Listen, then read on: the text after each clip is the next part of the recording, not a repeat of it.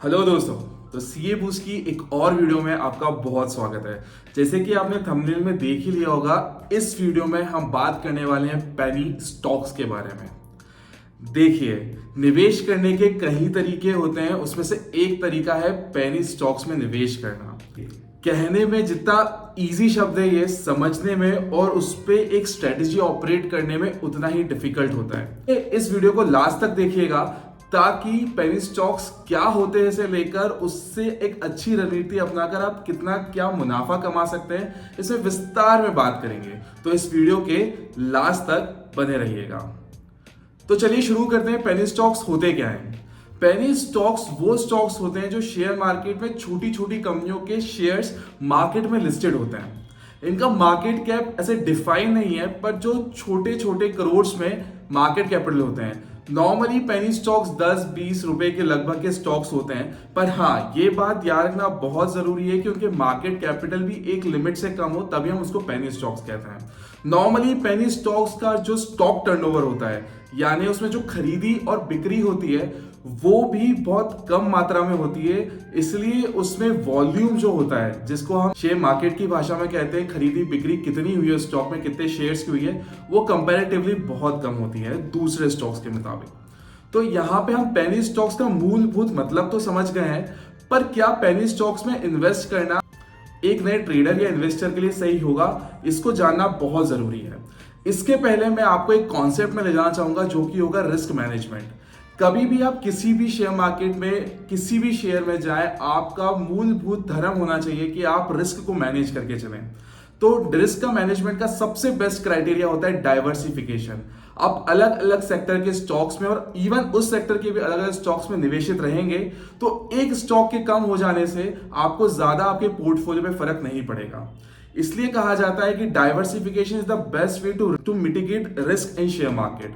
यानी कि अगर आप अलग अलग कंपनियों में अपना पैसा रिसर्च करने के बाद अगर आप लगाते हैं, तो उससे आपका रिस्क कम हो जाता है और आपके डाउनफॉल होने के चांसेस बहुत कम हो जाते हैं। वरना ऐसे तो बहुत सारे मार्केट में लोग हैं जिनका पूरा का पूरा कैपिटल ही वाइप अप हो जाता है और फिर उनको वापस से तलाशना पड़ता है कहीं और से कैपिटल, वो लोन लेते हैं, लिवरेज लेते हैं और फिर वो कैपिटल इन्वेस्ट करने की कोशिश करते हैं। पर क्योंकि वो फिर से रिस्क मैनेजमेंट नहीं लेते हैं, तो फिर से उनका कैपिटल वाइप अप होने के बहुत चांसेस रहते हैं। तो रिस्क मैनेजमेंट के साथ अब हम पेनी स्टॉक्स को समझने की कोशिश करेंगे। नॉर्मली क्या होता है, कोई भी इंसान जो पेनी स्टॉक्स इसलिए इन्वेस्ट करने का सोचता है क्योंकि वो प्राइस में बहुत कम होते हैं। फॉर एग्जाम्पल, अगर कोई मिस्टर एक्स शेयर है, मिस्टर एक्स शेयर की अगर प्राइस 1000 रुपए है और इंसान के पास अगर 10,000 रुपए है, तो वो सोचेगा कि इस 10,000 रुपए में वो 1000 वाले से 10 शेयर मेरे पास आने वाले हैं। यहीं पे अगर मिस्टर वाई वाला शेयर अगर सिर्फ 10 रुपए का है और उसके पास 10,000 रुपए हैं, तो उसके पास 1000 शेयर आएंगे। इस चक्कर में इंसान ये सोचता है कि वो जो 1000 मेरे पास शेयर आने वाले, उसमें क्योंकि मेरे पास शेयर ज्यादा है तो मेरे पास कमाई का जरिया ज्यादा होगा, मेरे पास ज्यादा शेयर तो मैं जल्दी अमीर बन सकता हूं या बहुत सारा प्रॉफिट्स कमा सकता हूं। बट ये सोच बहुत गलत हो जाती है, क्योंकि जो आप 10 रुपए वाला शेयर खरीदने वाले हैं उसका वॉल्यूम बहुत कम है, उसके बढ़ने के चांसेस बहुत कम है, क्योंकि उसमें इतने प्रॉफिटेबिलिटी नहीं होगी। वॉल्यूम्स कम होने के कारण उसमें खरीदी बिक्री पे रोक लग सकती है और आपके पास अगर आपने शेयर खरीद लिया तो शायद बेचने के लिए कोई सामने वाला लेवाल भी ना हो। तो ये सब रिस्क्स होते हैं जब आप पेनी स्टॉक्स में जाते हैं।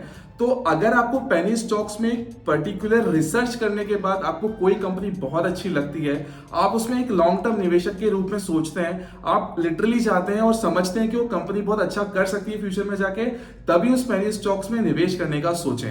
रिसर्च आपकी होगी, पैसा आपका होगा, रिस्क आपको मिटिगेट करनी पड़ेगी। बट क्योंकि इस एपिसोड में हम पेनी स्टॉक में निवेश के बारे में बात कर रहे हैं, तो आपको ये सोच समझ के करना पड़ेगा कि जितनी तगड़ी आपकी रिसर्च होगी और जितना आपका रिस्क एपेटाइट, अगर उस हिसाब से आप किसी पेनी स्टॉक को चूज करते हैं और एक लंबी अवधि के लिए उसमें निवेश करने का सोचते हैं, तो कोई नई बात नहीं है कि आप भी एक मल्टी बैगर यानी कि वो 10 रुपए का स्टॉक कब 1000 रुपए हो जाएगा शायद आपको भी पता ना चले।